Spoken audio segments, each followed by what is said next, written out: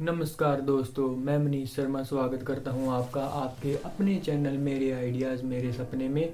दोस्तों, आज मैं आपको बताऊंगा फाइनेंशियल फ्रीडम पाने के 8 तरीके। तो दोस्तों, बने रहे मेरे साथ वीडियो में अंत तक। तो चलिए दोस्तों, वीडियो स्टार्ट करते हैं। नंबर 1, आप अपने दोस्तों डेली के खर्चे नोट कीजिए। मतलब ये है कि आप अपने डेली के खर्चे नोट कीजिए। मतलब इसका मतलब ये है कि आप सुबह से लेकर शाम तक कितना खर्च कर रहे हैं, कहाँ खर्च कर रहे हैं, और आपके पास उस दिन कितना पैसा आया है और आपने कितना खर्च किया है, उसको डेली रूटीन में नोट कीजिए। अपनी एक नोटबुक में नोट कीजिए।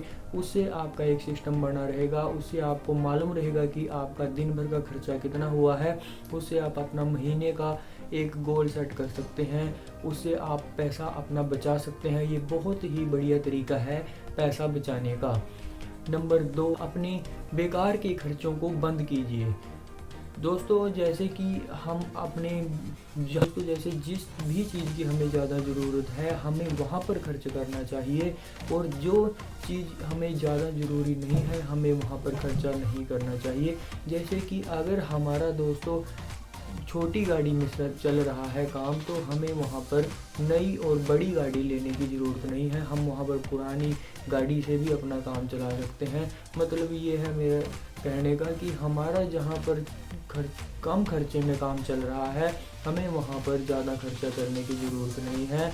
वो वेस्ट ऑफ मनी हो जाता है अगर हम ज़्यादा खर्चा करते हैं, और उससे हमारा फाइनेंशियल नुकसान भी होता है। तो दोस्तों, इस तरीके से हम पैसा नहीं बचा पाते। तो अगर हम अपने खर्चे को कंट्रोल में कर चलेंगे और बेकार के खर्चों को बंद करेंगे, तो हम अपना खर्चा बचा सकते हैं, अपना पैसा सेव कर सकते हैं।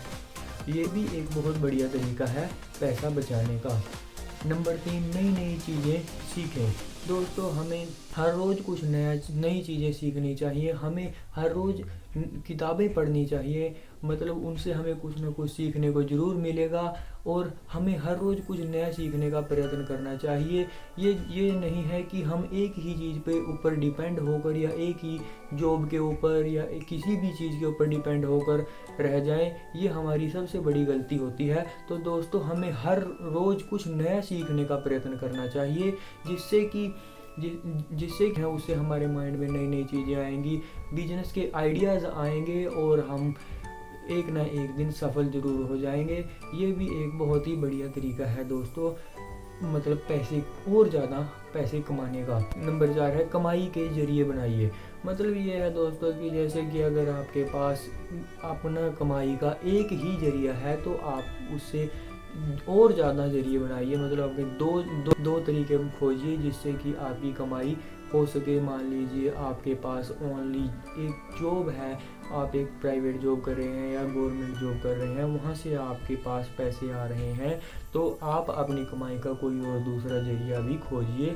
उससे भी आपको बहुत ज़्यादा बेनिफिट होगा, और आने वाले टाइम में भी उसका आपको बहुत ज़्यादा बेनिफिट मिलेगा। तो दोस्तों, हमें अपने पैसे को किस तरीके से बढ़ाएं, उसके लिए हमें अपनी कमाई के लिए नए जरिए सोचते रहना चाहिए। मतलब ये नहीं है कि हम एक ही जॉब के ऊपर डिपेंड होकर रह जाएं। हमें दूसरा जरिया भी सोचना चाहिए कि हमारा फाइनेंशियल सिस्टम किस प्रकार से बेहतर बने, और हम किस प्रकार से पैसे ज़्यादा से ज़्यादा बचा सकें। नंबर 5 है, पैसे बचाइए। दोस्तों, हमें अपनी कि आप खुद सोचिए कि हम कितनी मेहनत से कोई भी काम करते हैं, और अगर हम उस पैसे को ऐसे ही वेस्ट में ही उड़ा देते हैं, या फिर वेस्ट में ही कहीं पर भी जहाँ पर हमें ज़्यादा ज़रूरत नहीं होती वहाँ पर खर्च कर देते हैं, तो उस कमाई का कोई महत्व नहीं रह जाता। और उसका हमें लास्ट में जाकर पता चलता है कि हमने सारी ज़िंदगी में कुछ नहीं कमाया है। तो दोस्तों, हमें अपने बेकार के खर्चे बंद करके हमें अपने पैसे को बचाना चाहिए। और अगर हम थोड़ा करके भी पैसे को बचाते हैं, मतलब ये है कि हमें अपना लगभग 50% पैसा तो सेव करना ही चाहिए, और इससे हमारा सिस्टम सेट रहेगा, फाइनेंशियल सिस्टम सेट रहेगा, और हमें आने वाले समय में कोई भी दिक्कत का सामना नहीं करना पड़ेगा किसी भी तरह से, चाहे उसमें हमारे बच्चों की स्टडी हो या कुछ भी हो। तो दोस्तों, हमें अपने पैसे को बचाने के तरीका सीखना चाहिए, और हमें अपना 50% पैसा ज़रूर सेव करना चाहिए। नंबर 6 दोस्तों, हमें पैसे को इन्वेस्ट करना सीखना चाहिए। दोस्तों, जैसे कि हम अपने पैसे को कहाँ पर इन्वेस्ट कर रहे हैं, हमें कहाँ से ज़्यादा बचत हो रही है, हमें उस चीज़ का भी ज्ञान होना बहुत ज़्यादा ज़रूरी है।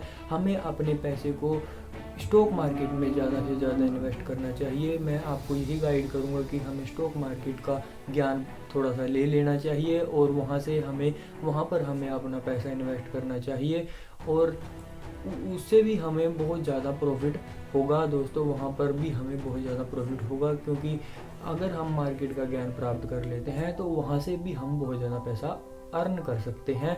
और नंबर 7 है दोस्तों कि हमें जो हमारा प्रॉफिट हुआ है उस कमाए हुए प्रॉफिट को भी इन्वेस्ट करना चाहिए। मतलब ये है कि हमें अगर जैसे कि हमें पैसे से पैसा कैसे कमाना है, ये वो वाला तरीका है। मतलब कि जैसे दोस्तों, अगर आप को मान लीजिए आपने 10,000 रुपये इन्वेस्ट किए हैं और आपको उसमें से 1,000 रुपये का प्रॉफिट हुआ है, तो आपके पास 11,000 रुपये हो चुके हैं। तो आपको उस 1,000 रुपये को भी फिर से इन्वेस्टमेंट में लगा देना चाहिए, ताकि वो भी आगे आपको वृद्धि दे, आपके मतलब पैसे को बढ़ोतरी दे।